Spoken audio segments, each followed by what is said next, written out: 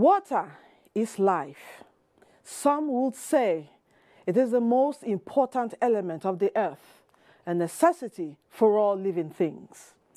Due to excessive rainfall, water overflows the riverbanks, exceeds its boundaries, and finds its way into homes and other places inhabited by man. It then becomes an enemy as it evacuates people from their homes and causes destruction of lives and property. Again, the rains are here, and the issue of flooding has been a major concern, leading to declaration of national disaster on flood in 4 states of the Federation. It brings to mind the flood disaster of 2012. That was about 6 years ago, but victims of that disaster still have the memories of the phenomenon fresh in their mind. That is our focus in this episode of Dateline 360. Thank you for joining us. I am Lydia Odije Ochi.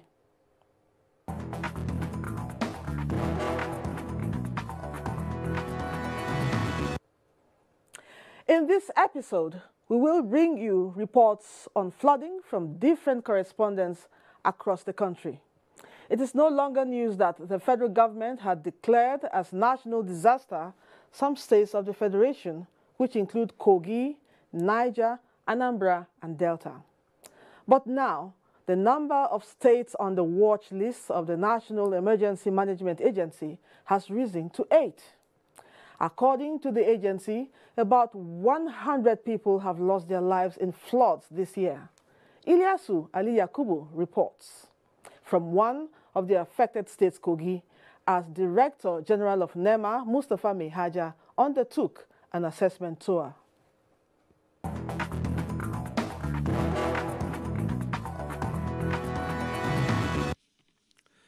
The Director General of NEMA, Mustapha Mehaja, made the declaration in Lokoja, Kogi State, while inspecting flood-ravaged areas.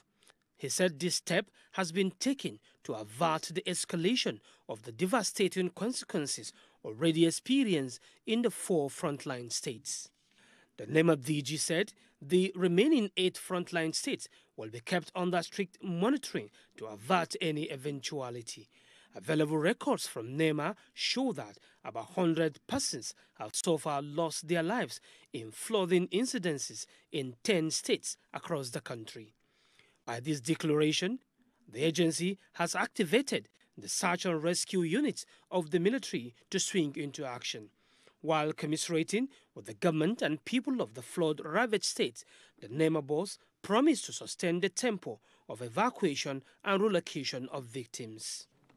May I further state and announce that the National Emergency Management Center, the situation room, domicile at the NEMA headquarters, and the 5 territorial emergency operations centers have been activated and fully on ground for effective search and rescue operations. On the lasting solution to avert reoccurrence of floods every year, the NEMA DG said the federal government, in collaboration with states, will deal with the situation. Kogi State Deputy Governor Simon Achuba, who expressed worry at the speed at which the water volume kept rising, however, thanked the federal government for the prompt interventions. That action ordinarily should start from the state planning units for effective future and to prevent all this from happening at all times. The water volume as at this week is put at 11.05 as against the earlier volume of 10.86.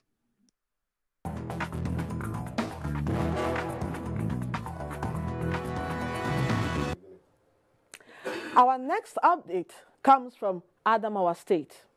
The rise in water levels at tributaries of River Benue has continued to pose threat in most flood-prone areas in Adamawa State. Simon Asha, who monitors the situation in some communities in the state, reports that despite signs of potential flooding occasioned by rising water level, residents of these areas have continued to exhibit nonchalant disposition towards the impending danger.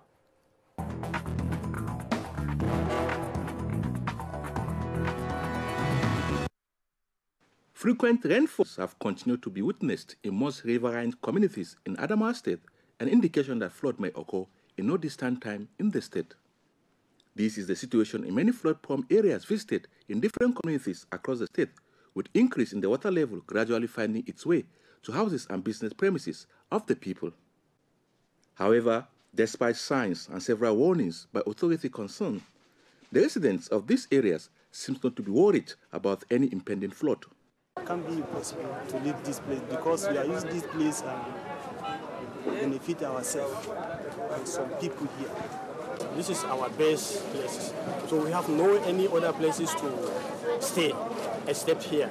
Head of Operations, National Emergency Management Agency, Yola Operations Office, Abani Imam Garki, says already safer grounds for temporary shelter in case of any potential flood has been identified so as to mitigate the impact in case of any eventuality. We did an analysis on the implications in the various sectors of the economy, and we have made recommendations, and our expectations is for the appropriate authority, including the state government, to take these measures.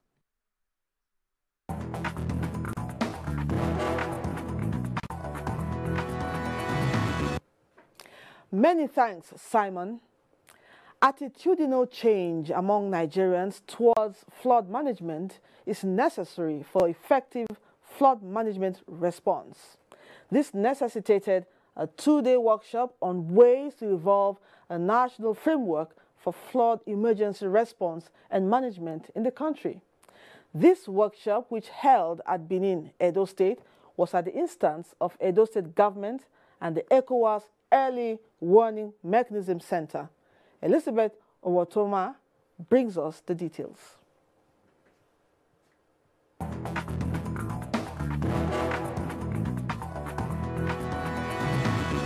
The workshop, in response to predictions by the Nigerian Meteorological and National Hydrological Agencies, also states that it is imperative to put robust plans in place to mitigate the effect of natural disasters in the country. The gathering recalls the flood disaster of 2012, which affected 7,705,398 persons, 2,157,149 displaced, and 363 people dead, highlighting that in Edo State alone, about 35 communities have been sacked by flood occasioned by persistent rainfall and overflow of riverbanks in the last few weeks. Community heads, the communique states, have a role to play in educating the people on the need to keep the environment clean. Each local government should have a contingency plan in place. And we are now going to develop a state contingency plan. We expect all our local government chairmen to come up with their own proposals. A roadwork to sensitize the people on the dangers associated with the indiscriminate dumping of waste rounded off the workshop.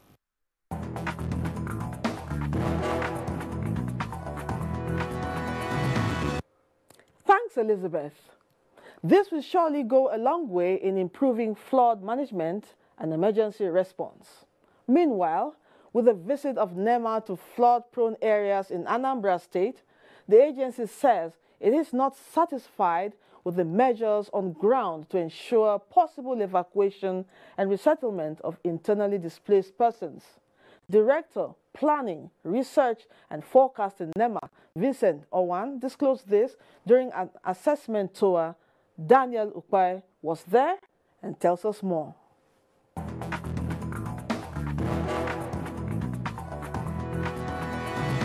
The Nigerian Hydrological Service Agency predicted heavy flood in 12 states in Nigeria, including Anambra State. In its efforts to ensure that accurate flood information is made available to the affected areas and minimize the impact of the disaster, National Emergency Management Agency and their state counterparts have taken measures to sensitize the people. The affected areas in Anambra State includes communities in Obaru, Anambra East, Ayamelum, Ihiala, amongst others. This is Onugu Otu Aguleri, one of the communities in Anambra East local government. As you can see, this is the only means of transportation right now because the community had been submerged, many houses have been submerged, and people have been sacked from their homes. Many of them are now in the IDPs. In some of the communities, residents have vacated their homes, which have been submerged. Farmlands and crops washed away, thereby causing untold hardship on the people. Water have already covered many houses and the farms. You know, people are stranded. So we want the government to come and help us. It's our first many peoples, especially the old women, they cannot go to farm again. Now, in this period now, no fish to eat is a very big problem. Though the Anambra State Emergency Management Agency has created 28 IDPs as measures to cushion the effect of the flood, SEMA says there is need for more collaboration between all relevant agencies to ensure adequate preparation for possible evacuation of the victims. We should continue advocating and asking people to move, to evacuate to higher grounds provided by the state government with facilities. We are here to look at those facilities. Where there are gaps, federal government will collaborate with the state. Meanwhile, people in the coastal communities in the state are advised to be on the alert as the flood may increase if the excess water from the Cameroonian Lagdo Dam is released towards the end of September. From Enugu Aguleri Riotu in Anambra East local government area.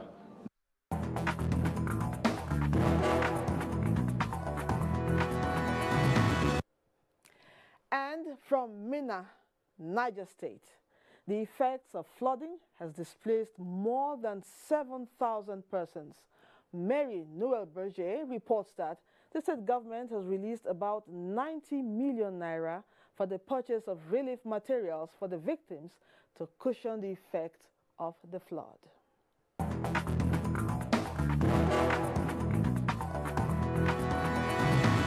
Flood in Niger State has continued to ravage more farmlands, public and private buildings, while the death toll has risen to 41. 16 local government areas are the worst hit among the 22 affected, with the number of displaced persons put at about 7,000. 1,000 of these are being camped by the state government in Zungeru and Kakakiri, while 6,000 victims are taken aboard with relatives in safer communities. The flood that's flooding our village, so all our farm, our houses, and our other structure, the water has already engulfed all of them. We never seen something happen like this. With the state recording more damages, the state government has moved in to cushion the effect by releasing about 90 million naira for the purchase of assorted grains, comprising 1,000 bags of rice, maize, sorghum, and gari each, as well as palm oil and vegetable oil. Investigation, however, reveals that flood situation in Niger State has been aggravated by the release of water from the surrounding hydroelectric dams in the state, coupled with illegal structures built on waterways. Some of those places are their ancestral homes, but we have to continue to communicate to them the dangers. We have to request for support from the federal government. That is exactly what we do. Niger State government says it has expended about 900 million naira on disaster management in the last 3 years.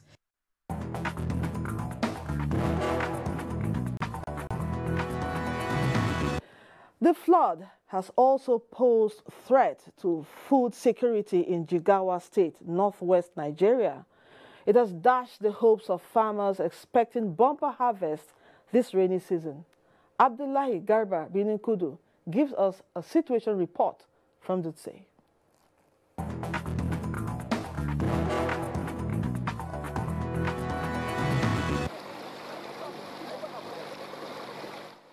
Available information from the assessment of the Jigawa State government confirms that 15 persons were killed by the flood, 431 towns and villages submerged, 2 major roads cut off from the state capital, as well as 1,200 flood-related health elements recorded in 14 out of the 27 local government areas of the state. Of concern to the people of the state, however, is how the flood washed away more than 94,000 hectares of cultivable farmlands almost ready for harvest. The situation agriculturalists believe poses threat to the expected bumper harvest in 2018 and eventually may lead to food crisis. All the rice that has been planted along the river beds, along the river banks, surrounding areas have been lost, and likewise also guinea corn. Guinea corn is usually planted in intercrop with rice, in some cases a sole crop. And like I said, the upland areas where you have also millet that is just about to mature or is just maturing, unfortunately, is also submerged. The state government, however, says it is not resting on its oars, as it is making arrangements to intervene in the situation. The plan is, as soon as the water starts to recede, we'll provide these seedlings so that they can use the residual moisture to quickly plant these early varieties of cereals, which should be ready for harvest in about 2.5 months. And we still need to provide food as an intervention, otherwise we'll have a food crisis on our hands. Meanwhile, government is calling for the declaration of Jigawa State as a disaster zone for the enormity of the flood. Well, despite the damage caused by this flood, life goes on in Dusi and other communities in Jigawa State. But the repercussion of this flood may affect everybody because of the effect it has on the agricultural produce. What is required is all hands must be on deck to mitigate the flood in the future.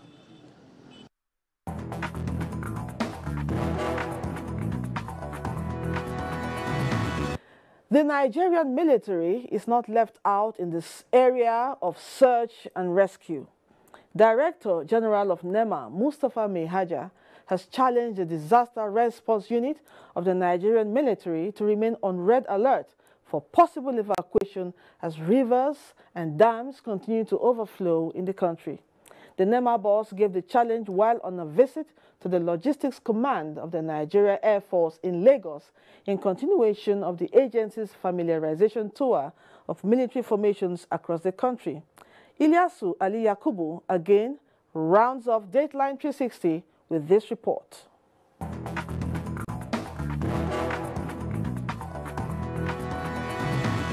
These are some of the aircraft set aside by the Nigerian Air Force for possible evacuation in the event of imminent flooding as predicted by NISA.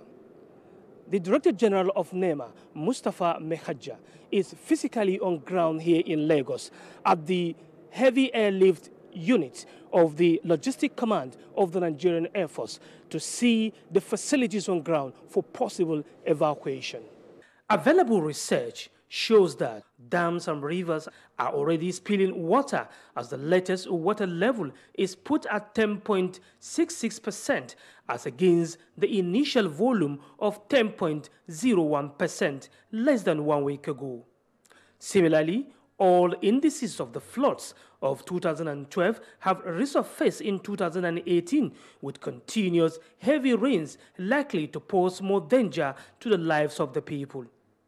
Last week's predictions by the Nigeria Hydrological Services Agency indicates that 12 states are likely to be affected in the event of imminent flooding. The Director General of NEMA convened a stakeholders' emergency meeting to strategize on ways of rising to the unfolding challenge.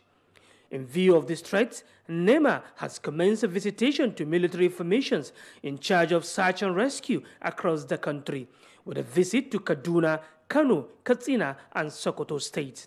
While in Lagos at the Logistics Command of the Nigerian Air Force and the Naval Base Disaster Response Command, the NEMA boss expressed satisfaction with the level of preparedness and facilities on ground. The state of preparedness is upped.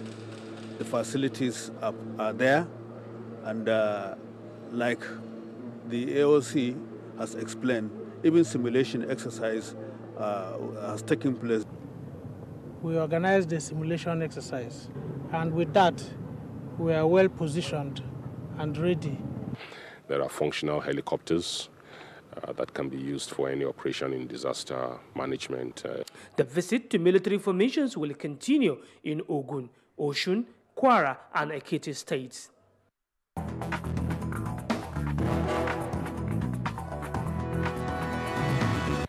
Imminent flooding in Nigeria, as predicted by Nigerian Hydrological Services Agency, has become a reality as shown in our reports from across the country. This flood is not yet deadly and disastrous as the ones that happened in 2012 and 2016. We should remind you that in 2012, almost 6,000 houses were destroyed. 7.7 million people suffered the aftermath, and 2 million people were unaccounted for. Nevertheless, the authorities under the directives of President Muhammadu Buhari are addressing the effects and aftermath of this year's flood. And that's our package on this episode of Dateline 360. Thank you for being a part of it all. Do join us next time for another interesting time on the program. I am Lydia Odije Ochi. Bye for now.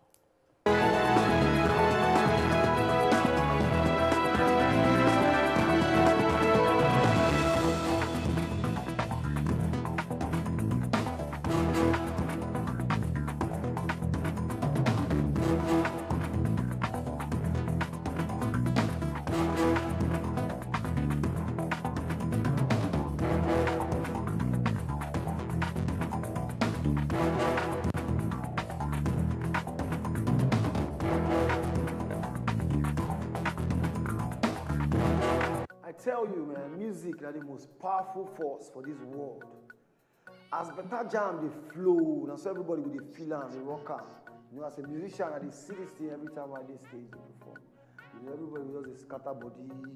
You know, even when you bought yourself when they form, that's when they feel like say, not if you touch yourself. Before you know, music don't they move there, they don't enter that side. You know, that time it don't matter which political party where you did or the person where you support, it don't matter. So why it no fit be the same on election day? Why we no fit just go, chechely go vote without throwing blow, throwing stone, carry stick, carry machete, curse everybody? So just remember, say, after all the political wahala and the brouhaha finish, we go still go back with the rock correct music together.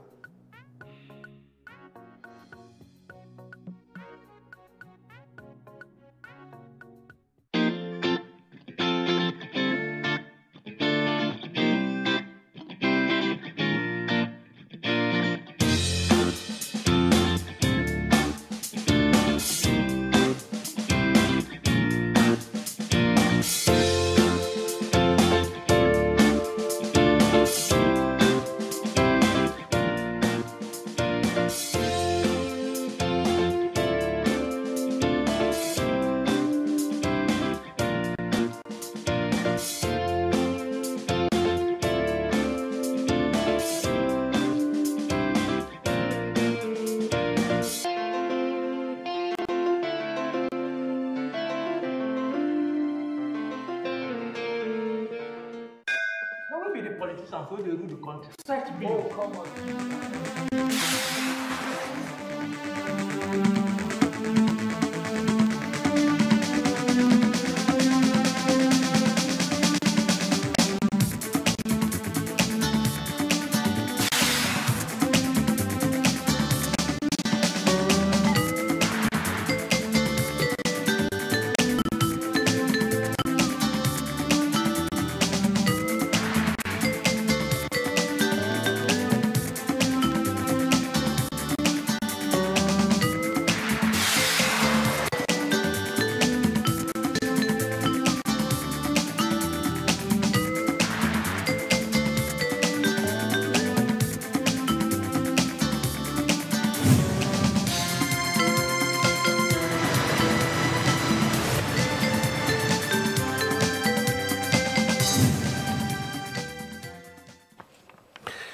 Hello and welcome. This is NTA Tuesday Live and I'm Cyril Stober. For more than 4 decades, the Industrial Training Fund, ITF, has been promoting and encouraging the acquisition of skills in industry or commerce in the country by building indigenous trained manpower sufficient to meet the needs of the economy. Now, thousands of Nigerians have benefited from the fund, charged with the responsibility of training low and middle level manpower for sustainable industrialization. Now, how well has the fund addressed issues of foreign dominance in the Nigerian economy? What are the operational models, achievements, and projections That will be the outlook in the second part of our discussion tonight. We have two topics, but first, the 73rd General Assembly of the United Nations in New York. President Buhari's address to the Assembly raised the need for more commitment to global peace and security in view of current conflicts around the world. He also dwelt on issues of gender promotion, corruption, and economic growth. Let's see this report by Justin Bem-Unyi. President Muhammadu Buhari said Nigeria has always mobilized the required human and material resources to achieve set UN goals, including the recently adopted 2030 Agenda for Sustainable Development. On corruption within countries and illicit flow of funds across national boundaries, the president said this has huge negative impact on the stability, peace and economic prospects of millions in developing countries. The fight against corruption, therefore, involves us all.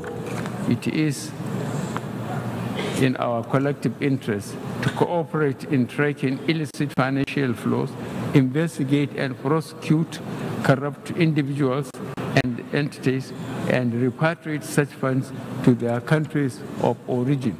The situation in the Middle East and security, he said, Nigeria continues to call on the Israelis and Palestinians to make necessary compromises in the interest of justice, peace and security in line with the numerous UN resolutions and applicable international laws. The international community must keep up the pressure to encourage the parties to pursue the path of dialogue, negotiations and inclusiveness in resolving their sectarian divides and bringing to an end the immense human suffering in Syria as well as Yemen. The president also made a case for the recovery of the Lake Chad, maintaining that Nigeria continues to call for a rededicated international engagement. What is required is continuous and robust United Nations cooperation with national governments and sub-regional and regional organizations such as the Lake Chad Basin Commission, the Economic Community of West African States, and the African Union to enhance capacity in conflict prevention, conflict management, and peace building. Leaders of other member countries made presentations at the General Assembly, stressing the need for cooperation and unity of focus in tackling all the challenges facing the United Nations. Justin Bem-Unyi, NTA News. Well, I'm being joined now in the studio by Ambassador Usman Sarki, a former Deputy Permanent Representative of Nigeria to the United Nations. Thanks for being with us here. Thank you, sir. Well, President Buhari just addressed the General Assembly and he raised a number of issues. Let's just look at a few of them. If we might just begin with the question of promoting peace, putting in more efforts to attain peace in view of the numerous conflicts around the world. What's your take on that? Well, I think we should commend His Excellency the President for raising such a fundamental issue. Peace is very central to the United Nations' existence. And also, peace is central to the achievement of the Sustainable Development Goals.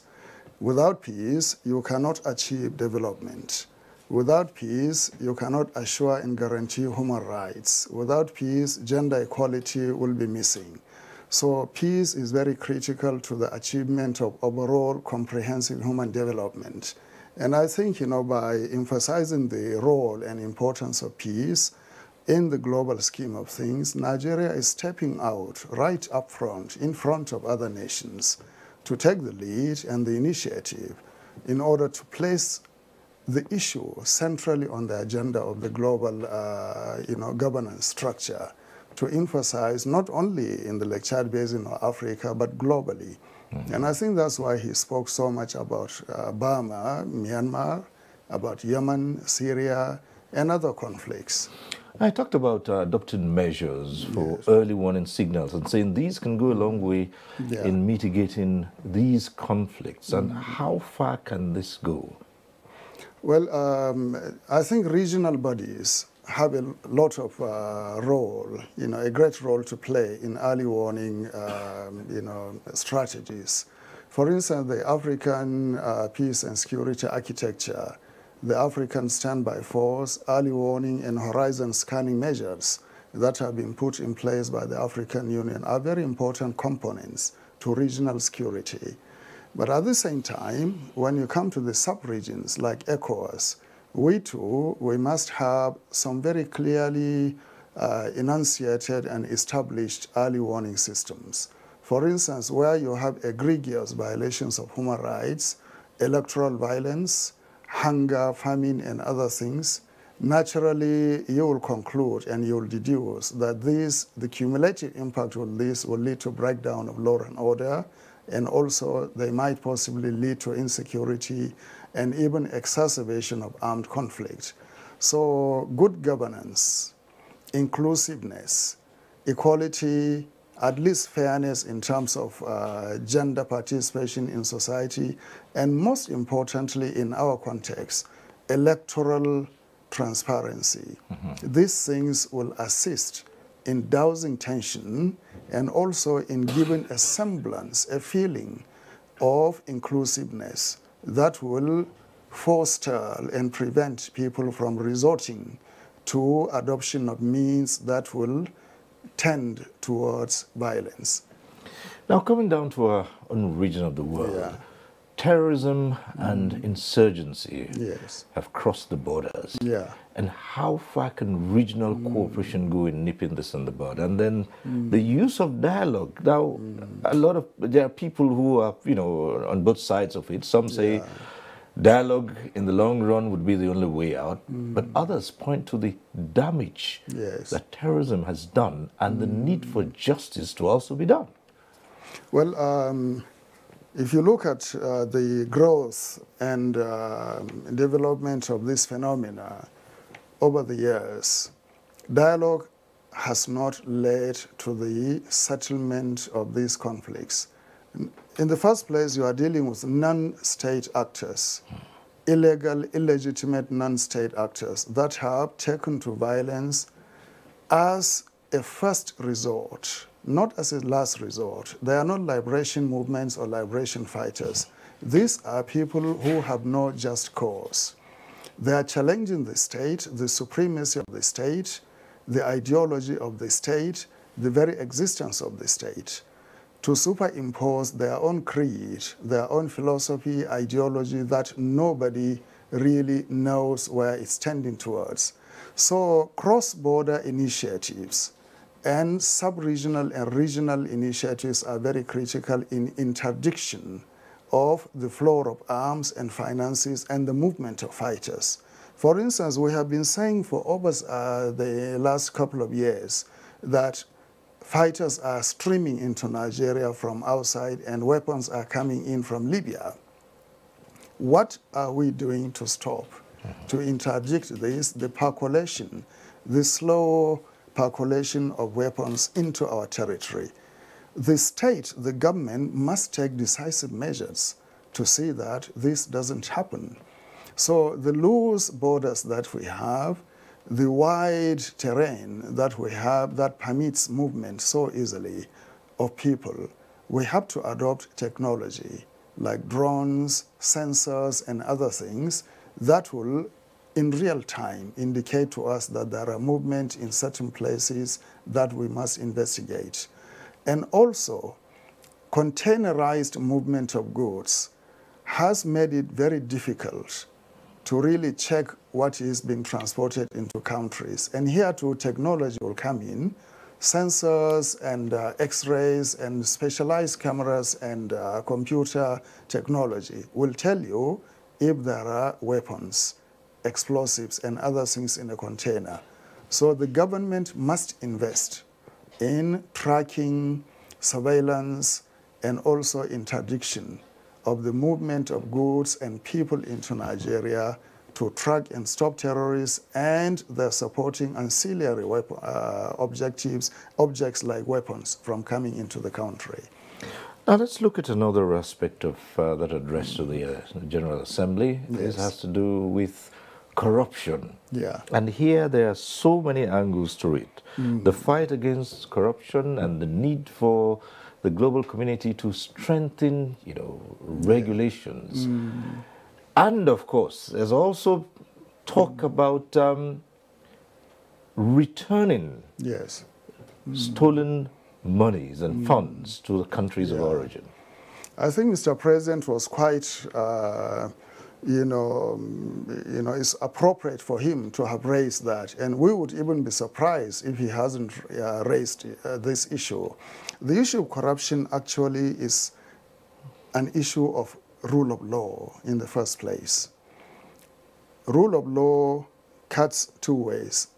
One at the national level, that is how people relate to the regulations, to the justiciable aspects of governance in their country.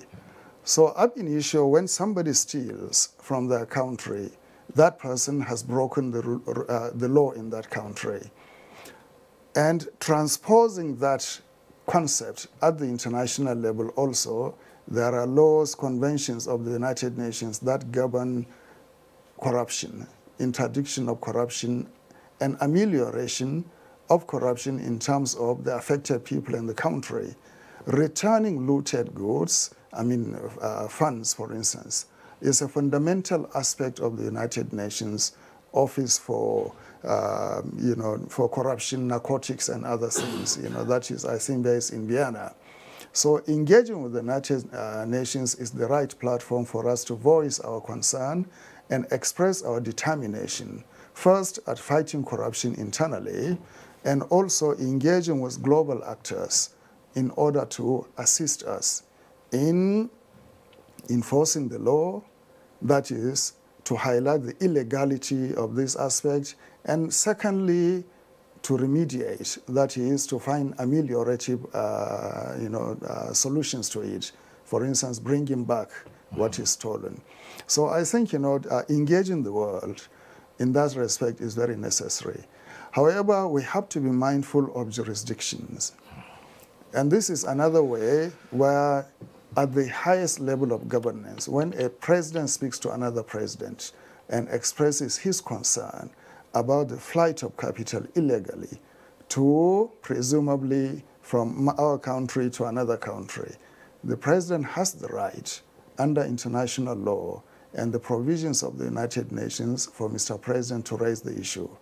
But tracing the money from your country to that country, how it got there, you have to establish the provenance, and that it is yours and it left your country. So the issue of jurisdiction, the experts must come in to do that. Again, this underlines this usual arguments. Yes. All too often you hear countries being labeled as corrupt. Yeah. And yet, it does take more than one party to take away funds from one country to another. Yes. The countries that turn around and label others as corrupt yes. provide safe havens for those who loot funds. Now, is there a moral ground here? Well, they have no moral ground to really to speak to us about corruption. And I think there is a proverb you will know in Hausa. They say the owner of the horse who has the loudest mouth, runs faster, because they speak more about this thing, about human rights, about corruption. So they have now flooded the world with their own views, subsuming our own views. So it is time for us to speak up, that you allow your banks to receive stolen funds. You allow people who have stolen money from our countries to come and buy property, expensive properties, and you do not check the provenance of these funds. So you are indirectly, by omission or by commission, assisting in facilitating corruption.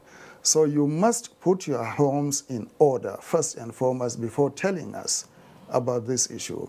But at the same time, we here in Africa especially, we should not use that as an excuse to condone what is happening. All of us, without any reservation, we must all rise up to support the government, to support our leaders in fighting corruption.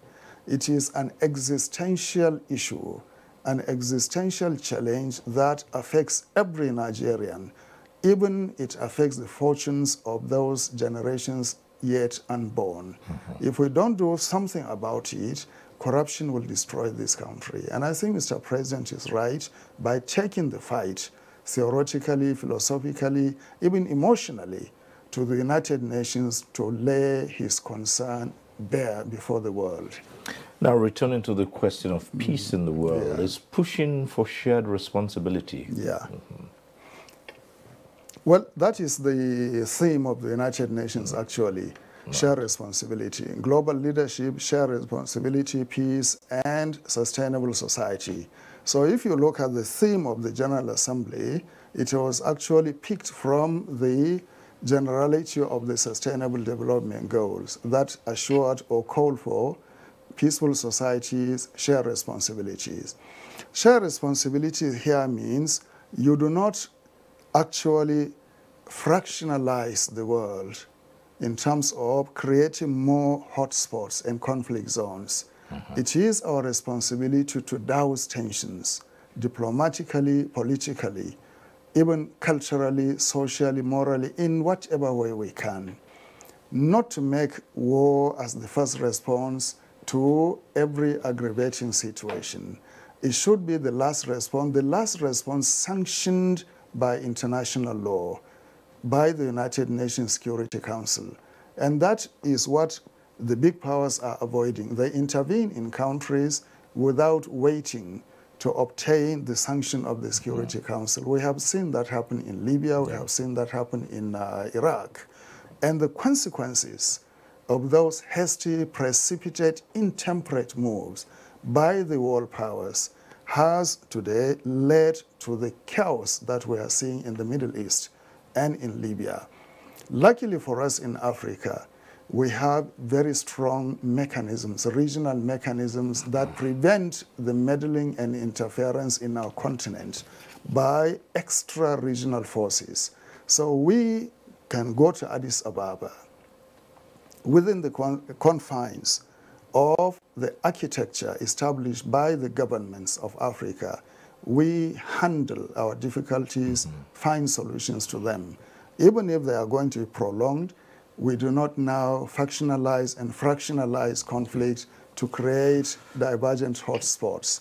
So that has stood us well. Okay, well, Ambassador Usman Serki, we'll have to leave it here. Thank you for coming. Thank you so much. It's a pleasure always to be here. Thank you. Thank you very much.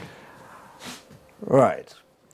Up next, the Industrial Training Fund. Stay with us. We'll be right back.